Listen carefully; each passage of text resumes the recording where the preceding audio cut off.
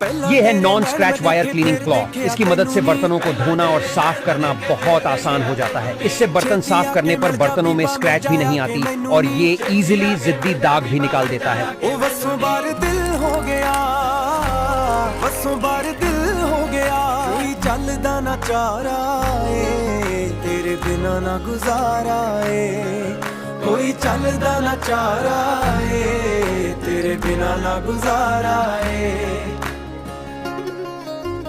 तेरे मत्थे दी लट सजनी सजदा मैनू कर दिए, तेरे मत्थे दी लट सजनी सजदा मैनू कर दिए, मेरे गल दी गानी सोहनी तेरा ही दम भर दिए, नी दिल मेरा होना सोचदा।